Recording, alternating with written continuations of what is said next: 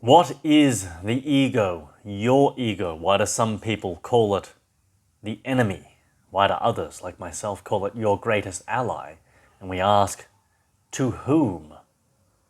If it's the enemy, to whom? If it's your ally, to whom? Who are you? Who are you without your ego? What is the ego? So I want to share my current level of understanding on what the ego is at this point. This is not my final say, this is my first say. So in this video, I'll be going over what I think the ego actually is and then contrast it to the other element of what we are, the spirit. I will be going over the common misconceptions and misunderstandings, especially of Ryan Holiday. Got his book, The Ego is the Enemy.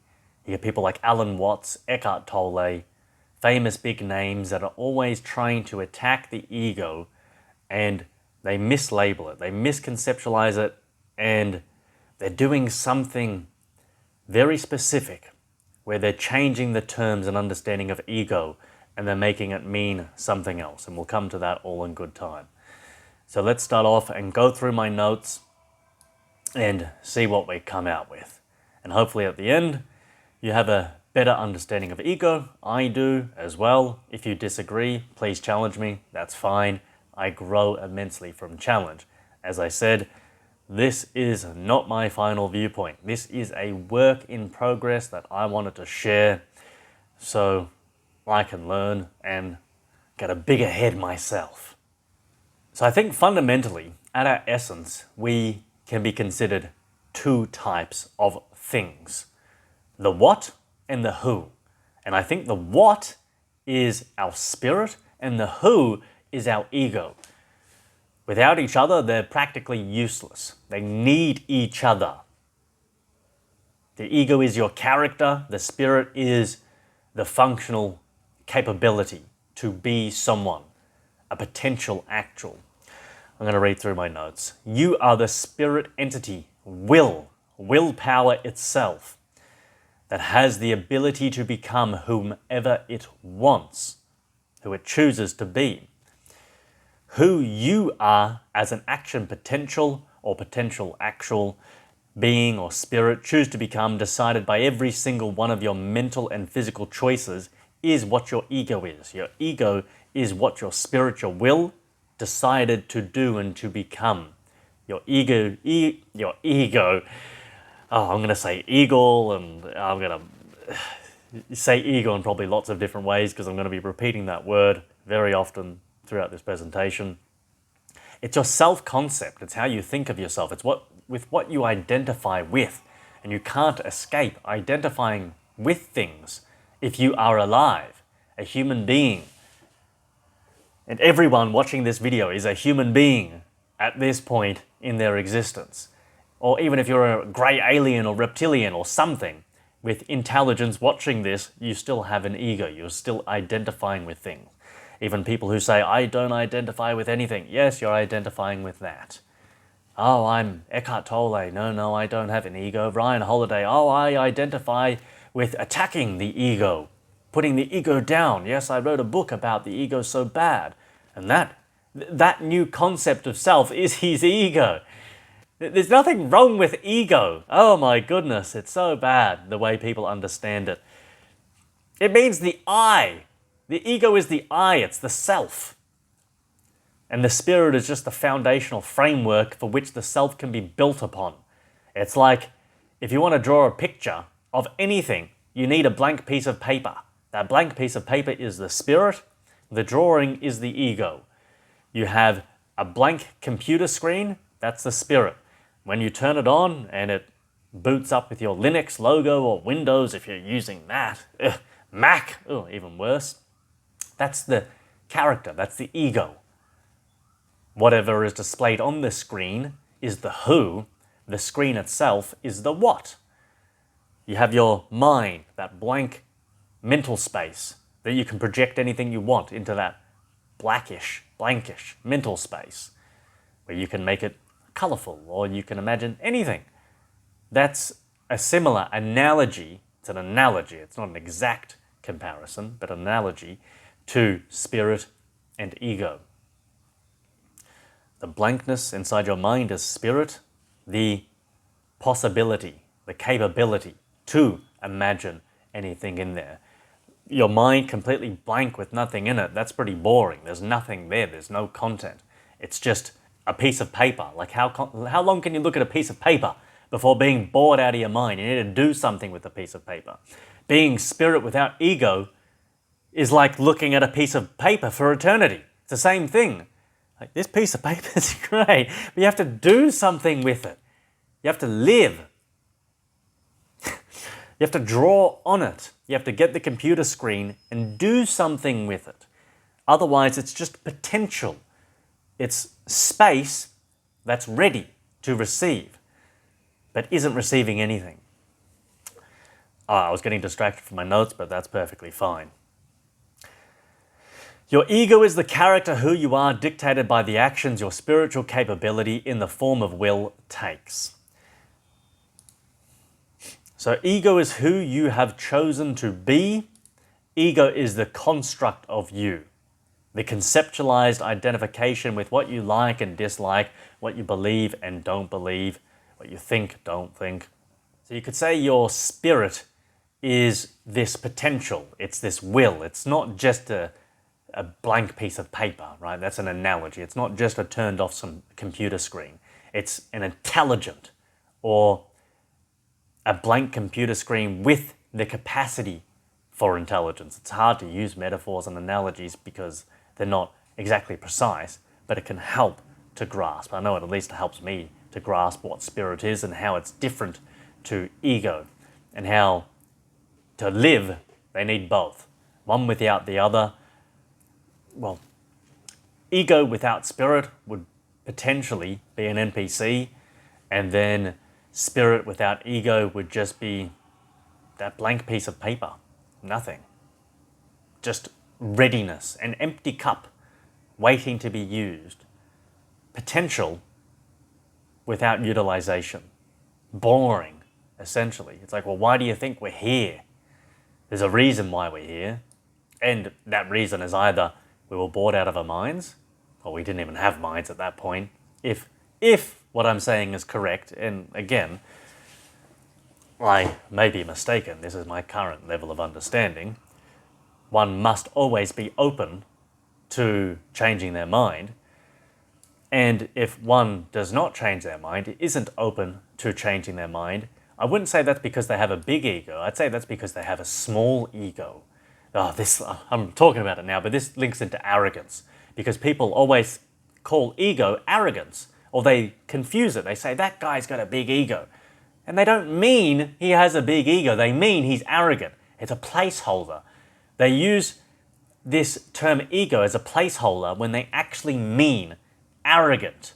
That's the most common misused use of ego. It's like saying, that's a really bad dog. But it's not a dog, it's a table. And it's a really rickety table and the legs are about to fall off. Why are you calling it a dog? Well, because it is a dog. No, it's a table. Why are you saying this person has a big ego? They don't have a big ego. They're arrogant. That's an expression of their ego, just like humility is, or honesty is, or courage, or any kind of virtue or vices are expressions of ego, because the person themselves, the character that they are, is an ego. That's what ego is. It's the I. Go back to Sigmund Freud. Das Ich, the I. You can learn the history of that, where that concept comes from. But you don't even really need to. It can be nice, but just think about it yourself. Arrogance doesn't come from a big ego, a big sense of self. Someone who had a big ego is someone who has a big sense of themselves. They think they are big, not bigger than what they are, because that's arrogance. And arrogance comes from insecurity, comes from weakness. It comes from Chihuahua syndrome. The Chihuahua barks really loud to act bigger and stronger than it is because it's weak. That's what arrogant people do. That's the perfect analogy. It's a great argument from analogy. Chihuahua syndrome. People who are arrogant have small egos. People who are real and honest and virtuous and good have big egos. It's so counterintuitive to the mainstream propaganda and the agendas. Oh, this Ryan Holiday, my goodness. These people, they have to be part of the Masonic order or one of those secret societies because you can't get it that badly wrong. You just can't. It's a deliberate psyop to get into people's minds and to rip them apart and to put them down, to destroy individuality. Because if you reject ego, you reject individuality. You reject yourself. You become an enemy to yourself. When you say the ego is the enemy, you're saying, I am the enemy of me. I must destroy me. Buddhism and Eckhart Tolle, destroy the ego. Ego death. Dissolve the ego. I must kill me. What remains when you're gone then? What's left? You're just part of a Borg hive mind, a collective. You're an NPC. That's what happens when you lose your ego, your individuality. That's the only way to destroy your ego is via assimilation into some collectivist mentality where you aren't an individual anymore and you don't have free will, you don't think, you just repeat and parrot Christianity or some other fake philosophy or religion or some other garbage nonsense, or you get assimilated. Like when people die, they exit the body and they get assimilated into the light and they become part of a collective hive-minded consciousness where they're not conscious of. Watch Star Trek and the Borg if you want some kind of scientific or sci-fi fantasy explanation. It's fantasy, but I think it explains it quite well. That's what happens when you lose your ego, you lose yourself. You're gone. You cannot experience what it's like to not have an ego. It's not you experiencing it. You must have an ego to experience anything. When we're a baby, that's why we're not conscious yet, because our ego hasn't developed. Our ego is developing in alignment with our consciousness, because consciousness is the awareness of a relationship between subject and object. You must be self-aware, and self-aware means ego-aware, because your ego is the self, it is the I. You say, that thing has particular meaning to me. That's mum. Mum gives me food. Mum is nice to me. That's dad. They do this. That's the dog. That's the table. An awareness of a relationship to me. That's what consciousness is. There is no consciousness if there is no awareness of an object's relationship to a subject. You are the subject. The object may be a physical item out in the world. It may be a feeling of hunger or sadness or happiness or fear.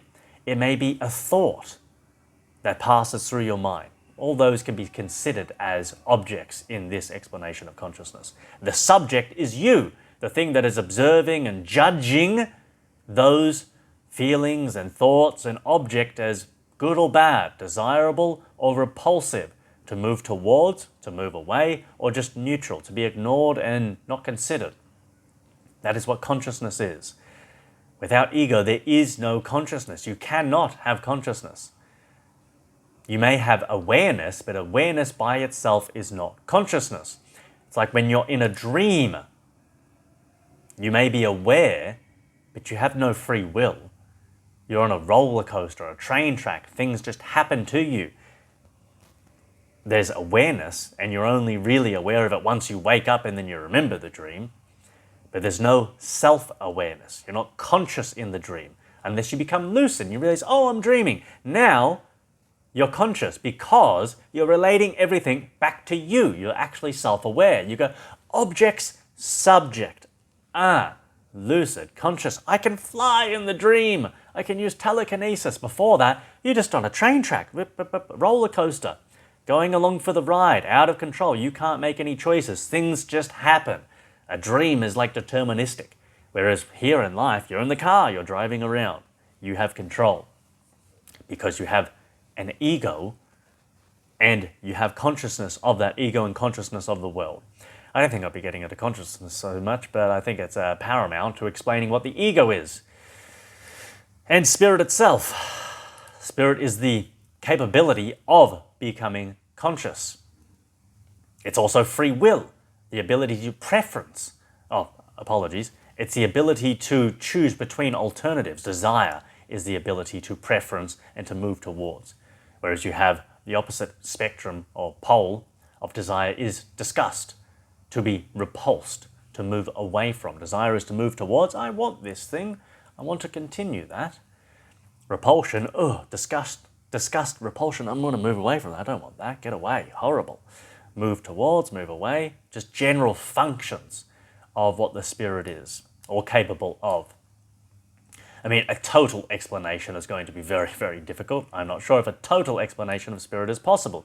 Probably not, but we can get close enough to understand at least a little bit, to have meaningful utility in our lives and to not confuse ourselves and to not damage ourselves unnecessarily from silly beliefs that bad people want you to believe, so you become weaker and easier to control and less stable, less mentally stable, more emotionally unstable and depressed and unhappy, and perhaps if you look at it from an archontic demiurgic loosh system, easier to loosh and extract energy from, to feed upon, matrix reincarnation soul trap farm system.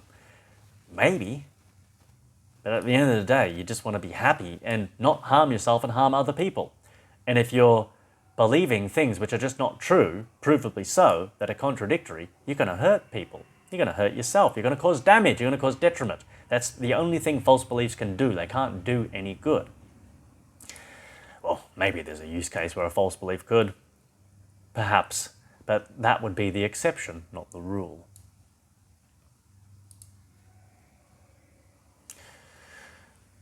You are the what and the who. What you are is your functions: intelligence, free will, consciousness, desires, your spirit. You could use the word spirit to encompass all those things. This intelligent, blank space, blank screen, white piece of paper, that's what the spirit is. An empty cup. It's potential. A void, an empty space, a receptacle, a container. There's all these different terms we could use to describe the spirit. Who you are is how you use your functions, your capabilities. It's what you do. If you want to know what the spirit looks like, what is the spirit? What does the formless look like? Well, give it form and then see what it does. If you want to know the content of a character, look at them. Are they overweight, disgusting, ungroomed? Do they stink? Do they smoke? Is the room a mess? There you go. That's the form of that spirit. What do they look like? What do they do? What actions do they take? How stable are their emotions? How do they treat other people? That's the shape of their spirit. That's one way to see it, isn't it? That's one of the best ways. If you want to know, what shape is the spirit? What does it actually look like? What is its form? Of my spirit to your spirit to spirit in general? You want to see it? Look around. Look at yourself. Look at your life. I mean, some things are outside your control, how tall you are, your facial structure, etc. But I mean, obviously, what you do with your life. That's the form, that's the shape of spirit in this world. That's an expression of spirit. Perhaps in a different world, it would be different. But this is the benchmark, what we've got. So let's use it. What you are is your nature. That's your nature as spirit. Who you are is your nature in action. Who you are is what you identify with and don't. That's who. What you are as spirit is something which is capable of identification. That's a function. You're capable of identification with things, thoughts, feelings, objects, abstract concepts, relationships, entities, etc. Anything and everything that's possible. So what you are is a capability to identify. Who you are is what you end up identifying with. I support government and politics, and I support police, and I'm happy to pay my taxes, and I don't believe in free will, everything is determined, but religion is good, and I'm going to go to heaven, and blah, blah, blah, blah, all this crap in every direction. Or you could be the complete opposite. Who you are is what you identify with. That's your ego, that's your character. Whatever you identify with, that's who you are.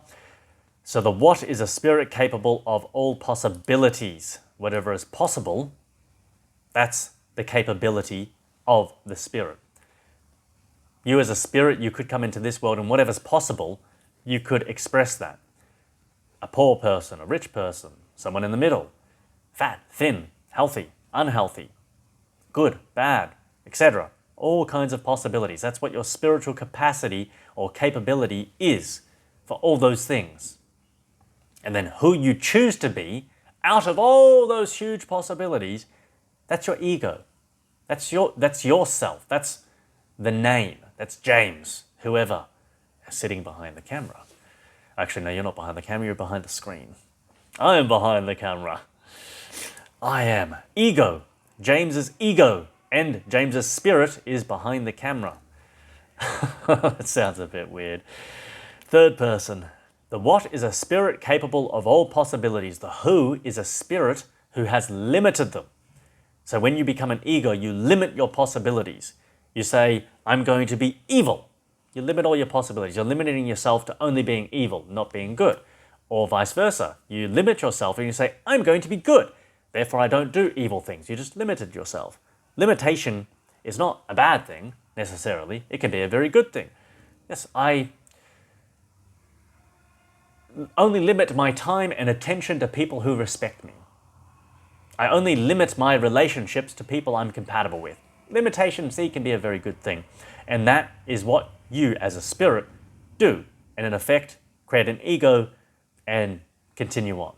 And if you look at the process that actually happens in this world, you start as a baby and there's a whole scientific explanation of how that happens, which I don't understand well enough to go into full detail, but I'm sure if anyone studied it, you can grasp it, exactly how that works day after day from 0 to 5 years, 10 years, 15, 20, when you really start to evolve. It's not like an on-off switch. It's a slow, gradual process of going from unconscious baby who has awareness but is unconscious with no free will, just automatic processes, instincts basically inbuilt, and then over time developing this ego through all these choices. Choices is what builds an ego, because that's what builds an identity. I like the banana. I don't like the banana. Identification with either or, based upon one's choices. You can't have ego without choices. You can't have someone without choice. You can only have something. If there's no choice, then it's not someone, it's something. Like ChatGPT or some kind of android or robot.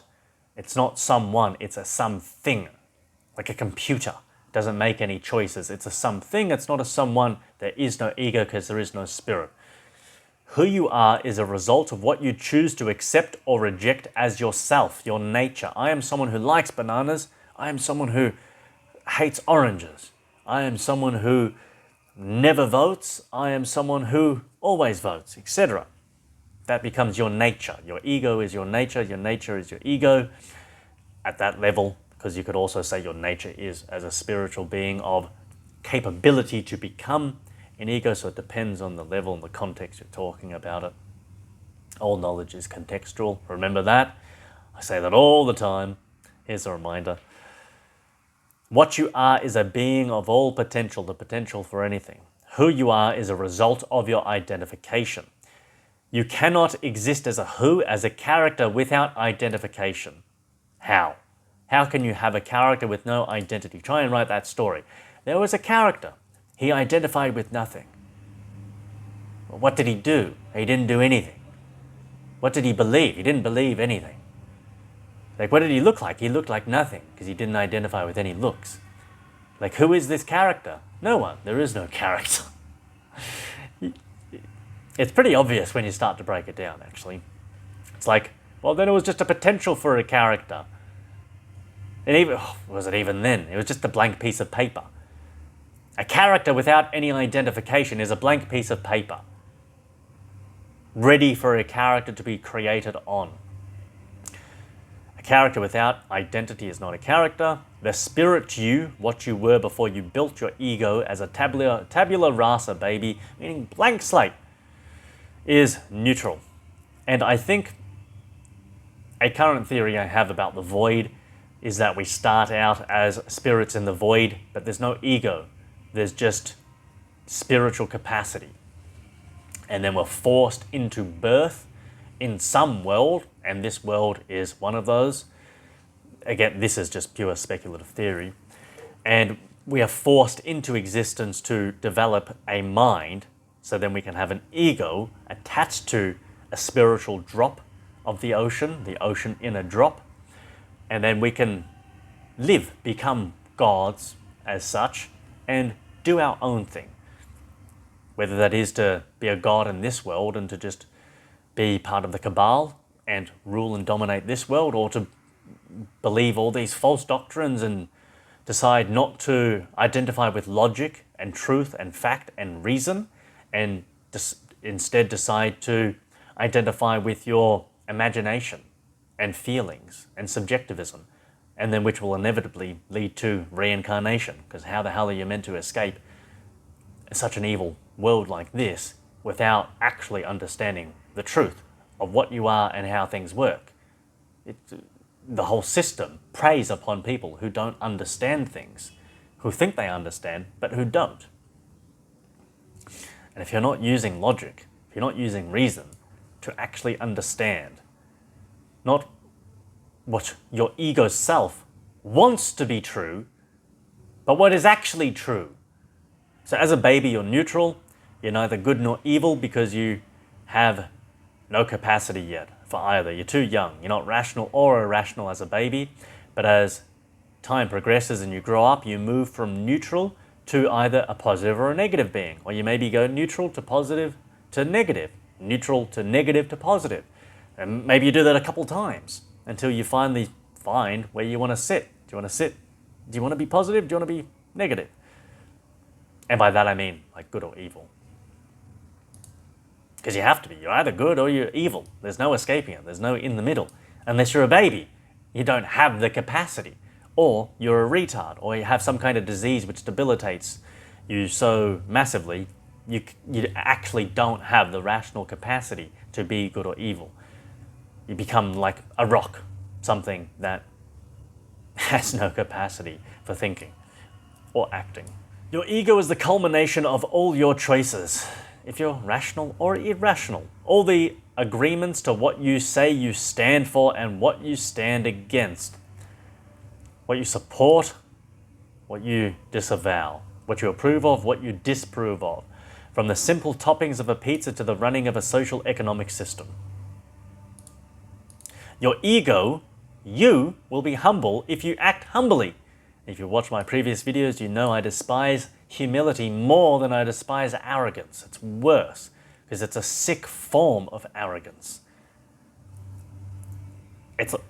Humility is basically arrogance without the pleasure of arrogance. It's sick. Don't be arrogant. Don't be humble. Humble is to act inferior to your actual capacity and worth, and arrogance is the opposite, to act in a manner where you believe you're superior than you actually are. And you're also a prick, essentially. Don't be arrogant, don't be humble, be real, be honest. When you're honest, you can't be humble or arrogant. Honesty is the destroyer of humility and arrogance.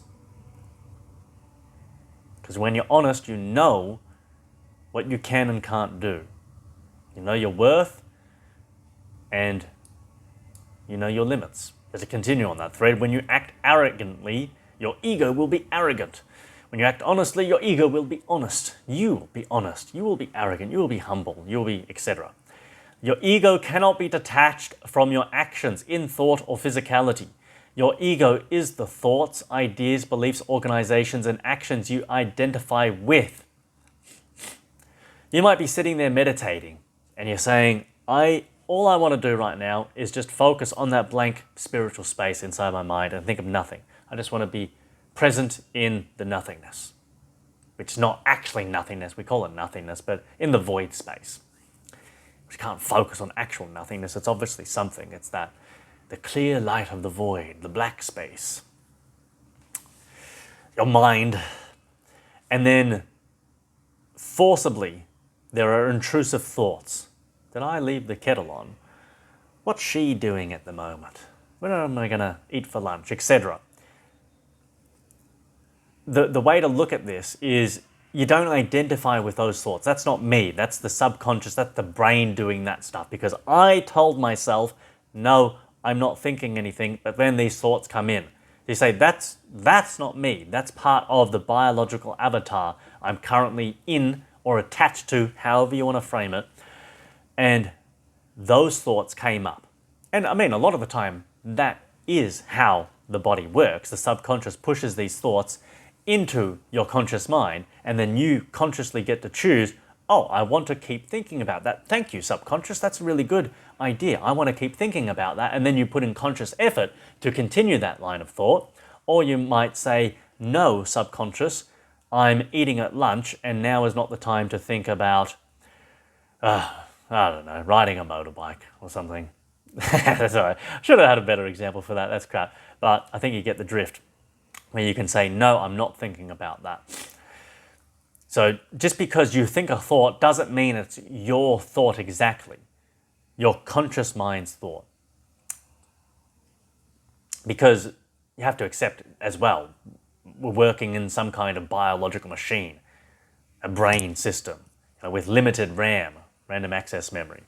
There's only so much information you can hold in like short-term memory at a time. We have difficulty being able to access our long-term memory. So we've got all these physical limitations that we're having to deal with. When we talk about ego, I'm not talking about the human body. I'm talking about the psyche. And whether the ego consumes the subconscious, well, not so much the subconscious, but more the unconscious. If it's the unconscious parts of yourself that you're not aware of yet, see, that's a more interesting question. Does the ego consume or subsume your conscious, subconscious, and unconscious, or is it different ones? I know there's different interpretations of Jung and Freud talk about it in different ways. This is just another way I'm presenting to think about it, and you can come to your own ideas on it and identify with what you want and what you don't, and build up your ego. Because I'll say now, I think it is noble, admirable, ambitious, and right to build a big as ego as you possibly can. Build it huge, build it to God level. Become a god in your ego. Why not? What's the opposite? To be small, a tiny little slug, a mouse, a little peasant, a little poor me, who's controlled and trampled over by anyone and everyone else? Why? That's just stupid. Have your ego be as big as possible, big and deep, huge, a big self, lots of different aspects to yourself. Have lots of different hobbies and interests and stories and passions and opinions and ideas and knowledge. Be big. Think of yourself as the biggest thing in the universe, because to you, you are the biggest thing in the universe. Inside your own mind, you can imagine the entire universe. And by universe, I'm using that interchangeably with all of existence, all of reality. You can imagine this blank space inside your mind and imagine the whole universe as a tiny, I was going to say white, but then it sounds like the white light, and white lights, a red dot in your mind. Boom. You can see that there. And it's surrounded by this blankness still. And you can add in everything else. You're bigger than the entire universe inside your own mind. So that's a really cool experiment. I can do that, but you can do that as well.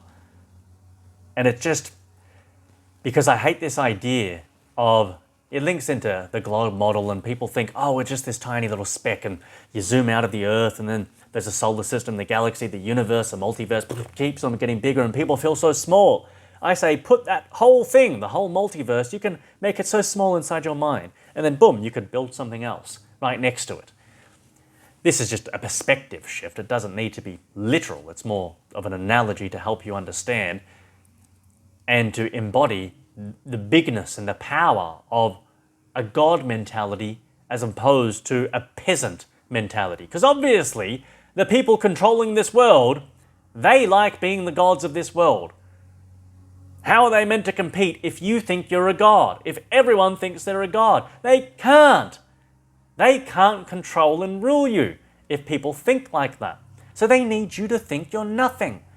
You're literally nothing. Oh, I'm not even an ego. I don't have free will. I don't even exist. I'm not even here. And they go, good, you fucking idiot.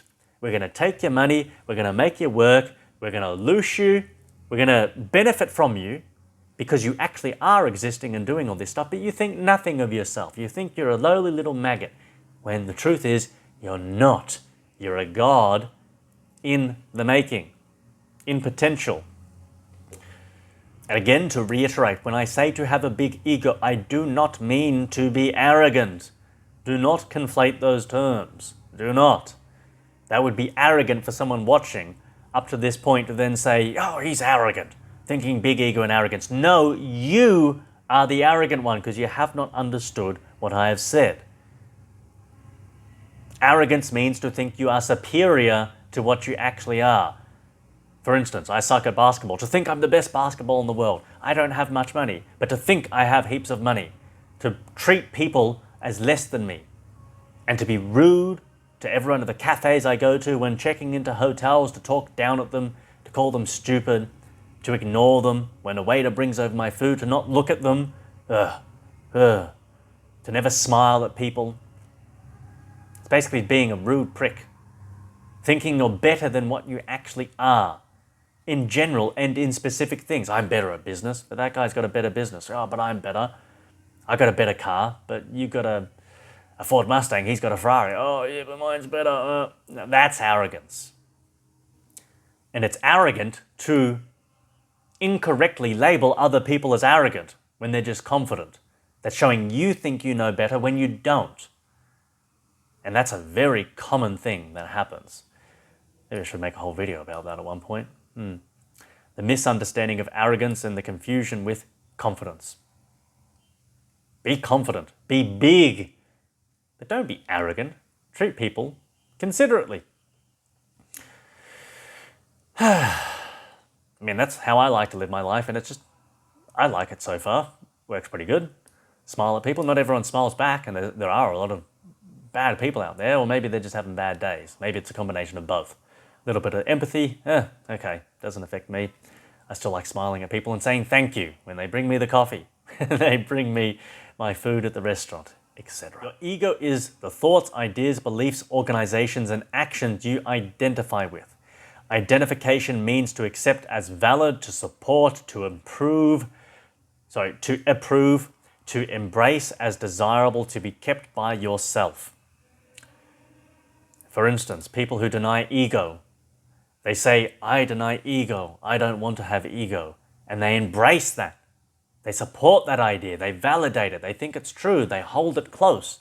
I don't want to have ego. Whoop, that's part of me now. That's part of my ego. That's what happens. Or I'm someone that's healthy and I eat healthy food. Whoop, that's desirable to be part of me.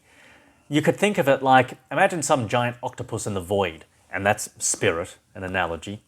And as spirit, it's trying to build, well, it's spirit and its ego kind of at the same time, a being, because it's an octopus. And it's going out into the world and it's grabbing things. It's like, yes, coconut oil. It takes this, boom, and it puts it into the octopus and it changes its shape. And it goes, yep, this kombucha. Yep, cool, I like that. Yeah, I want that.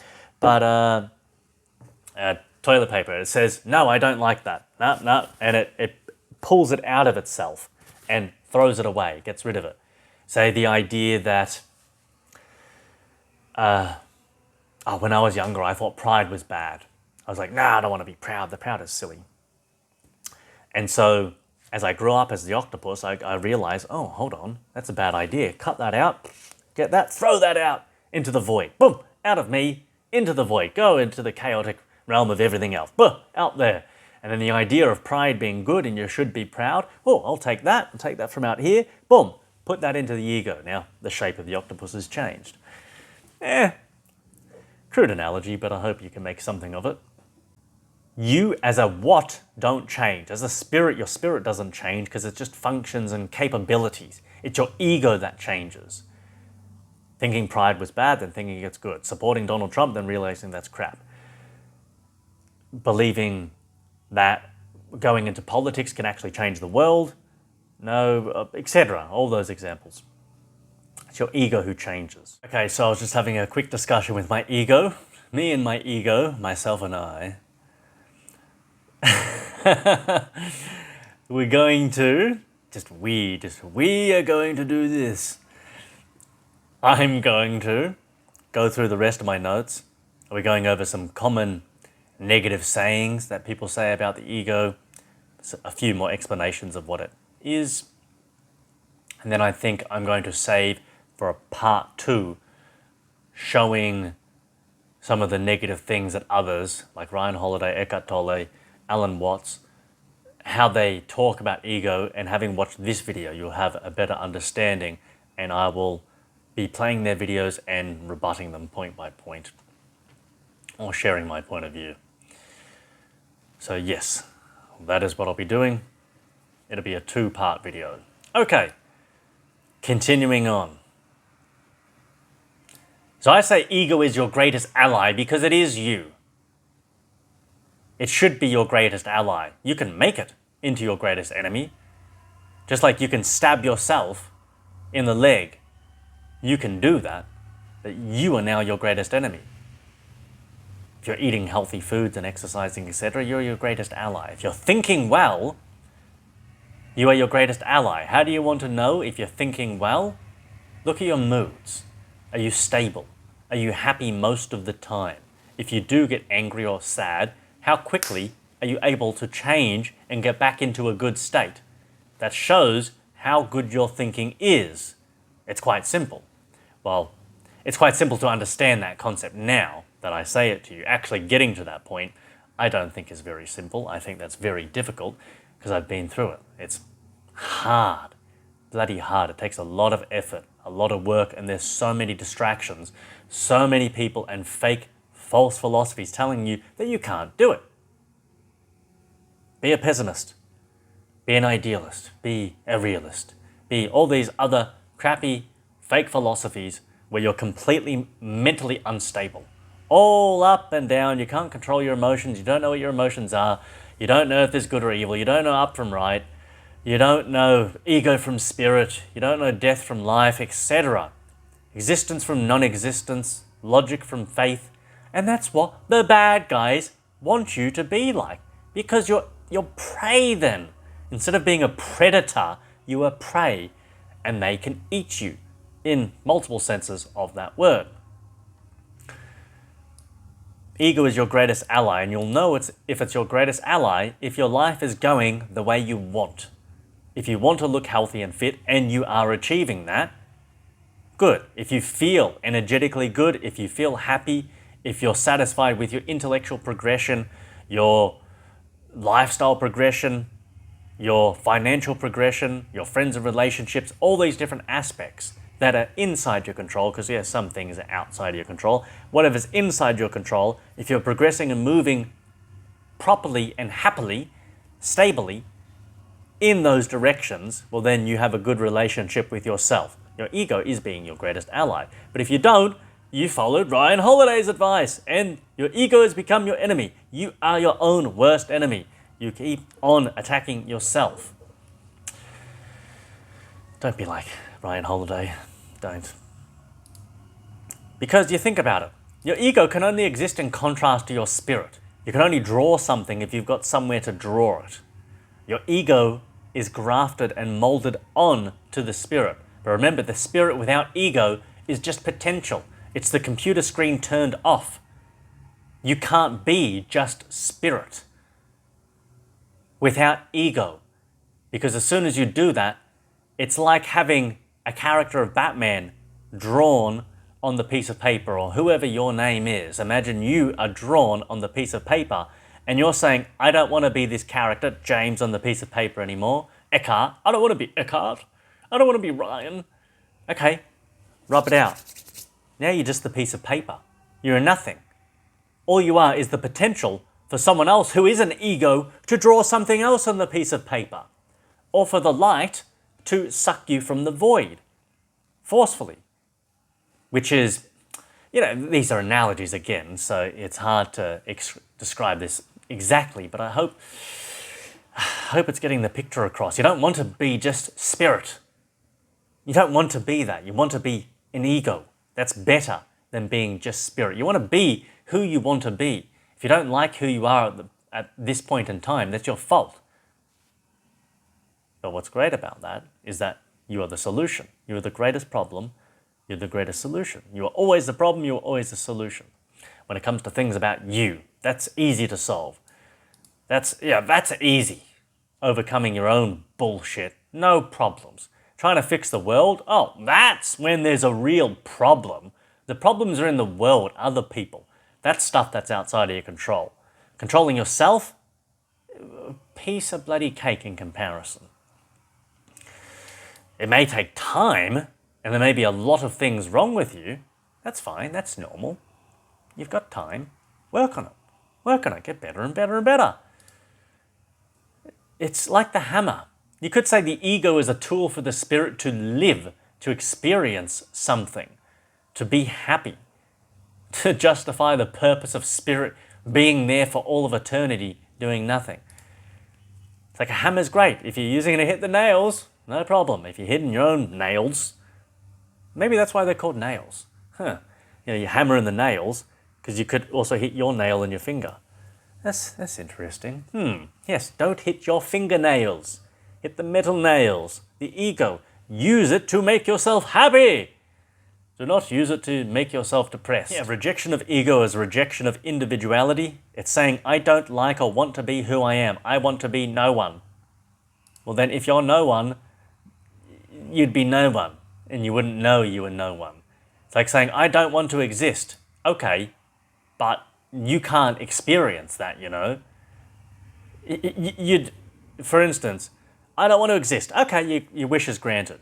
And then a billion years passed, and then by whatever mechanism of the universe, you rematerialize in a new body and you have a new sense of me. That could be what's happened right now, that theory of generic subjective continuity. That's a good one. I'm not going to go into detail explaining that right now. I've got a playlist from Perpetual Pleasurist who explains that. You can find that playlist on my channel. I think it's maybe the Matrix Exposed page. That even if you got your wish for non-existence, you're going to exist again. And it'll be like no time has passed at all. So that's pointless. It's an impossible wish. So sad. You can call ego a self-transforming, self-modulating, self-adaptive, intentionally causal entity. It can be self-correcting or self-defeating. It can lead you to victory or ruin. Your spirit is the hands, your ego the clay. One way to think of it. What you sculpt is up to you. A fragmented monster or a good man or woman. What you shape is up to you. So people have conflated arrogance and ego and they use them interchangeably. It's like they use the term ego to mean arrogance. It's like a conflation where they've joined those two words together, those two concepts, and they're trying to meld these two different concepts together, like the cat and the dog. Not the cat and the dog, I said the dog and the table example earlier. It's probably not the best example. And this can be called an equivocation, where a word is being misused. Perhaps not exactly. I'm trying to figure out what you call that, a fusion blending or a parallel concept or something. I'll work on that and I'll go back to you in the future. It's just, understand that basic idea. People are using the term ego when they actually mean arrogance. Pretty much all the time. That's the only way people use the term ego. Arrogance, pig-headed, blah, blah, blah. We'll come down to those common negative sayings soon. A little bit more about the mechanism of ego formation from a baby to an adult and even now. It's all about identity adoption, approval and disapproval, as I was saying before, disgust, desire, what you want, what you don't want. They form part of your ego identification. It's a culmination of all your choices, which form who you are, your memories. Without your memories, you are a nobody. You're back to tabula rasa, spirit, a baby. Imagine you're standing right there now. Boom, all your memories gone. You're basically prime spirit again. You're a baby. It's the same thing, prime spirit or baby. That's all you are. You're not even conscious anymore because you can't have consciousness without self-awareness, without ego. You're back to the automatic processing of how a baby or spirit works before there is proper intelligence there. So that's no good. Because if you're standing up and I blank all your memories, you don't even know how to stand up. Boom, you're going to fall over. You don't know how to walk. You forgot everything. You don't even know how to think. You just fall over. You probably just start crying like a baby. So, your memories are so important. That's why you don't want to get mind wiped after you die. Because that is the actual death. That's real death. Biological death isn't death. Being mind wiped, having your memories wiped, that's death. That's annihilation. That's when you can get rid of your ego, but then you would just get inserted back into a new biological avatar. Your spirit would get put back into a new body, and then you would develop a new ego. I hate ego. I don't want to be here. And then you don't learn the proper things you need to, and you get mind wiped again, and the cycle continues. The spirit is capable of being someone, but it's no one yet. So 2 is habits. That's another mechanism of ego formation, is all the habits, repeated behaviors, which form part of one's self-conceptual construct, good or bad habits. Next is reward and aversion learning, pain and pleasure, good and bad. That's how you form self-identity, a self-construct. Narrative construction, so the story you tell yourself, because you can have an external story of what happens in the world. Oh, you dated this person, you had this job, you went to this country, etc. But the story inside your mind could be very different, a very different story. And you're going to identify potentially much more with that internal story than the external one. You can also have repression, suppression, where you deliberately push things away. That's going to affect your ego and your behaviors, yourself. You have social mirroring. There's probably something that everyone does, which we've learnt from other people, and we still do, and we're probably unconscious of it too. For instance, I learned recently, if you're a sociable, friendly person, when you're walking past a stranger and it's in, say you're walking in the forest or along the street and it's not a busy city or something, you'll probably do this. Say I'm raising my eyebrows. It's like, oh, hi there. A sign of politeness and friendliness. If you're walking down a busy street and there's people everywhere, you don't do that. But if it's just you and another person, you just do that thing. It's a social mirroring kind of thing, like a polite, friendly gesture. We learn that somewhere as children. But for a lot of people, that's unconscious. They do it unconsciously. They don't even know they do that. There's lots of body language that people do. When you're talking to a girl, you can tell if she doesn't want to be there, if she's angling her hips and her feet away. If it's a first approach or whatever, you're like, well, she doesn't really want to stay. But if she's standing crossing her legs like this, well, she can't run like that, can she? She feels safe. She's willing to keep talking to you. Okay, that's a good sign. Nice. So the social mirroring, all these things form part of our identity, our ego. A couple differences. You have a persona. A persona is not the same as your ego. It's a face you show in certain company for particular reasons. And if you're an authentic person, it's still your face. It's just not all of it. For instance, if you're authentic all the time, the face, the persona, I'm going to show a woman that is romantically, mutually attracted. I'm attracted to her, she's attracted to me. I'm going to show her a very different face in the bedroom than I'm going to show my mum and dad when we're out to dinner or something. There's going to be a different persona being presented with this friend, this girl, this guy, people I know, don't know. There's going to be a different persona. Be authentic, and it is you. It's just an aspect of you. A lot of the time what happens is people wear these fake masks, these fake personas, and they behave as someone else. They become someone else. They're not being authentic to themselves. They're not showing a small aspect of themselves. They're just completely embodying something that feels fake. They feel like an imposter, that imposter syndrome. Don't do that. That's not cool. It's not good for you. It's not good for anyone. So if you have other sub-identities, I identify as a trans man, a trans woman, gay, bi, lesbianism. So that part of your identity, say sexuality or some other kind of identity like that, that's an aspect of your ego. It's not bigger than ego, that's smaller, that's a subconcept of your ego. Ego is the bigger superstructure that subsumes all your personas and identities. Here's an example. Batman. Batman's ego is Bruce Wayne and Batman. Batman is his vigilante persona. Bruce Wayne is his daily business life. It's whoever he is when he's not being Batman. They're different personas for different situations and context, but his ego consumes both. So why would you want to dissolve your ego or to kill it? So you can become one with everything? To lose the separation between yourself and others? You want to be one with the cabal, or the politicians, the rapists, the murderers, the wife beaters, the NPCs? Why the bloody hell would you want that? To be one with everyone else and everything else? All the animals being killed and mutilated, tortured, eaten, shat out every single day. You want to be one with that? You're a fucking sicko. You haven't thought that through. Why be that? Be what you can control. Restrict things. Be good. Be happy. Experience pleasure. You want to restrict your reality bubble to what you want, what is good for you, what is objectively beneficial for a spirit. Any spirit, what is objectively beneficial. Even if you're a bad guy, you still only want what's objectively beneficial for you.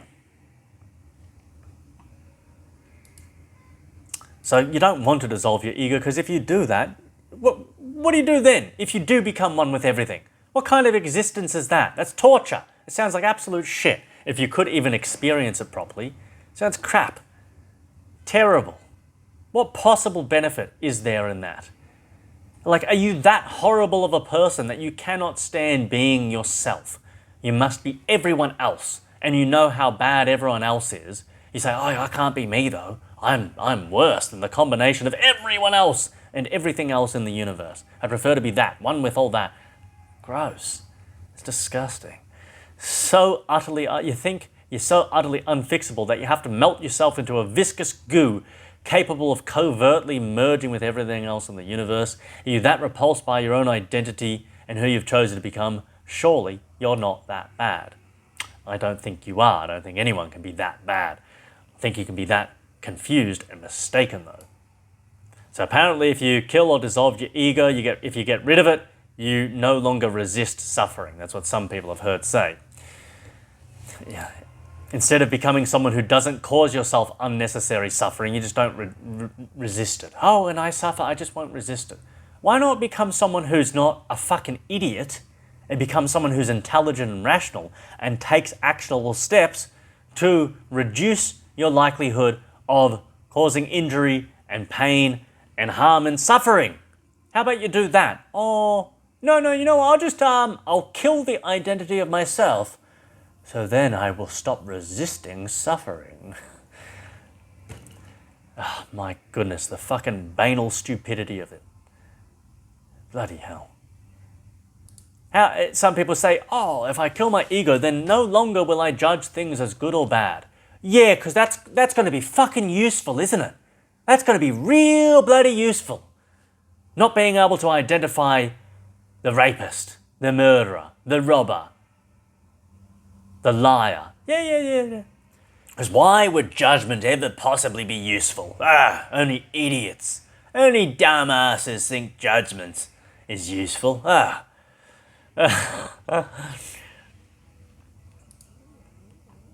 Apparently, according to those people, the famous ego gurus, apparently personal power comes with the acceptance, and this is my reinterpretation of what they say, according to them, apparently personal power comes with the acceptance that you can do nothing to change your circumstances when it comes to feeling pain and suffering. And you also gain more power by being unable to objectively judge good and bad. That doesn't make sense. No, that's not true. You're more powerful when you're able to control your circumstances and to give yourself more pleasure and happiness and less pain and suffering. That is what power does.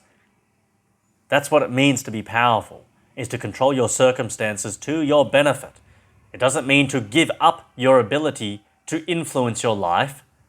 That is incoherent, opposite land, fairy tale bullshit. The bigger your ego, the more things you approve of and disapprove of, the deeper and more interesting your character. There is more depth to someone with a big ego. There is more territory to explore, like a country, but the quality of one's ego is like the quality of a country's land. Bad identification and beliefs create barren wastelands and doing evil things. Good identification that's beneficial creates a paradise. It's not just about size, but quality. You don't want just to have a big ego, you want to have the quality of your ego be big. Oh, you get what I mean. The best people in the world are going to have size and quality. And just because you are small, it doesn't necessarily mean you are bad either. For example, Singapore is a small country, but it has a lot to offer. Quality is more important than size, but size amplifies quality. It provides more quality land with which you can do more. Have more valid and useful opinions and skills with which to benefit your and others' lives. Different ways to think about the ego. Some common negative sayings. We hear all the time about ego. Sometimes people think that you need to dissolve your ego to stop caring what people think. Well, just be rational. Ignore irrational comments from loser idiots. If they don't know you, what does it matter? It doesn't. If they know you and they say something that shows they don't know you, then they don't know you. Don't get upset. The only time it's fair to get upset from a negative comment is if they are right. And if they are right, then you can reflect on that, identify the error in your character, ego, psyche, mind, and rectify it if that is your wish. Yes, take note of comments from people you respect and evaluate them objectively. This is not common negative sayings, but I've put this in the wrong spot, but I've said you could potentially identify predominantly with the idea of total disidentity. If you somehow, let's say you magically manage to do that, I don't identify with anything. I'm not a man, I'm not a woman, I'm not this old, I didn't live here, I didn't have any memories, and you totally didn't identify with anything. Then perhaps when you died, you would reintegrate with the source, with spirit, with the void. But why would that be a good thing? Why would that be a good thing? Really think about it. Because look where you are now. You obviously, if you believe in spirit coming from source and whatnot, it spat you out here. So why would you want to go back there? It's going to spit you back out here. Or somewhere maybe better, maybe worse. That seems to be how the process is. Because that void source spirit place wasn't protection from being incarnated or born here. Something happened. So why would you want to go back there? It's like going back to the womb. Going back, climbing back up between your mum's legs. I want to return to the womb. If you view the source or the void spirit as that birthing place of life and everything else, why would you go back into that? It's like climbing back into your mum. No, you've come out of your mum. You came out of there. Yeah, thanks, mum. Cool. All right. I'm a big boy now. Off to live my life in the world and the other worlds and the rest of reality. No need to go back home to the womb because it's not your home anymore. You are your own home. Some of that, of course, is a little bit of speculation, but it's lots of thinking, looking at testimonies from NDEs and people's experiences of the void, etc., and a bit of logic, but again, I can't say that ultimately it's just a theory that if you do that, if you somehow did manage to completely misidentify, what would probably happen is that you'd go back to, you'd merge or something with the spirit and source, and then you just get spat out instantly again. It goes, oh, okay, here's a fresh spirit or soul, whatever you want to call it, ready to come out. Because you can't do anything. You've got no mind, you've got no ego, you've got no identity. You're not someone as spirit then who says, oh, I don't want to go back to earth. No, that's gone. There's none of that. That's gone. You are clay to be molded by someone who has hands. The clay has no choice what happens. It will get sucked out and shaped into some new form against your will, because at that point you really don't have proper will. You have no control or agency. It's basically the idea of disidentifying with everything is wishing for a total rebirth. That's all it is. It's just saying, I don't want to be me anymore, I want to be someone else. Because ultimately, at the end of the day, I think that's all you can be, is someone. That's what you can experience, is just being someone. You can have these kind of mixed awarenesses of being everyone and no one, but that's not a life. That's some kind of almost hallucinogenic experience that people explain from the void-like state. And obviously it doesn't last long either.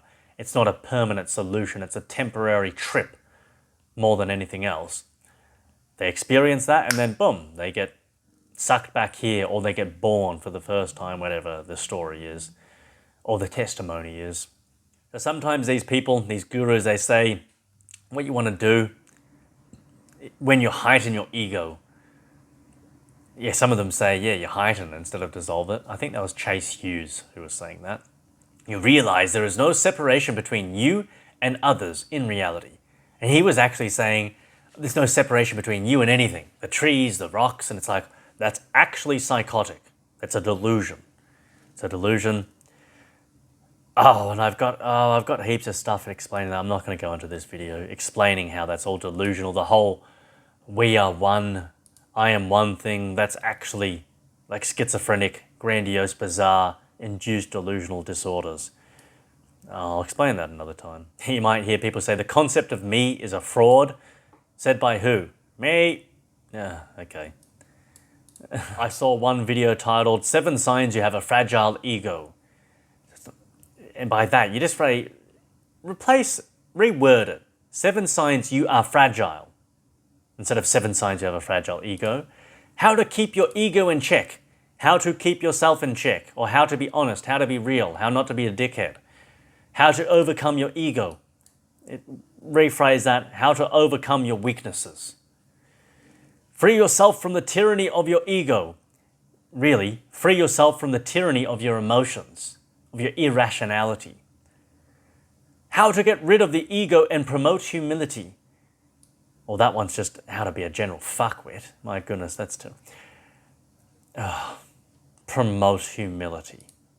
That's disgusting. Humility is utterly disgusting. I made other videos talking about that. If you don't understand where I'm coming from, understand it's a very logical, rational place. Looking at what humility really is, to be humiliated. Promoting humiliation, it's synonymous, they're the same thing. To humble someone is to humiliate them.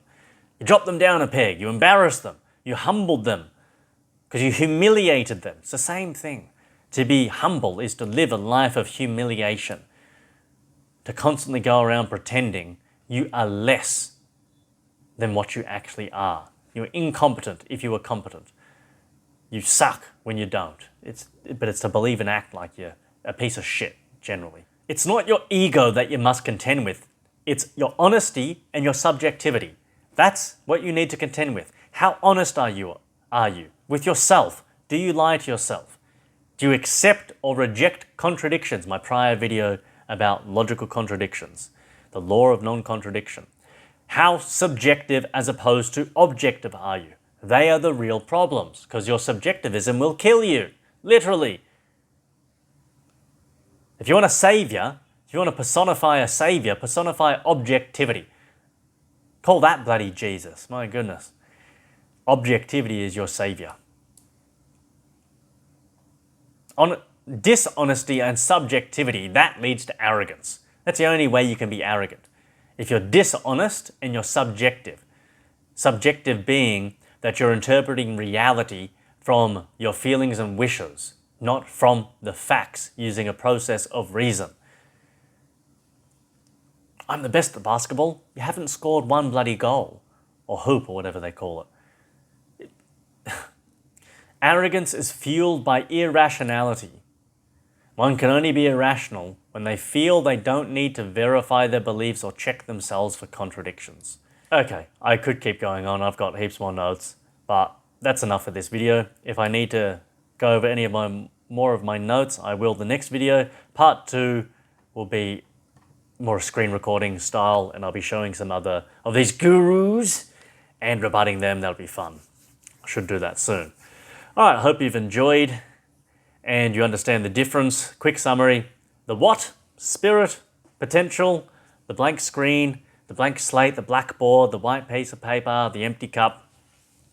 And then you have the who, the ego, the you, the I, the me, the self. The combination of all personas and identities. The acting thing. Potential, action. Really, if you need a bigger summary than that, go back and rewatch the whole video. It's probably a good idea to do that at some point. Hope you've enjoyed. Bye-bye.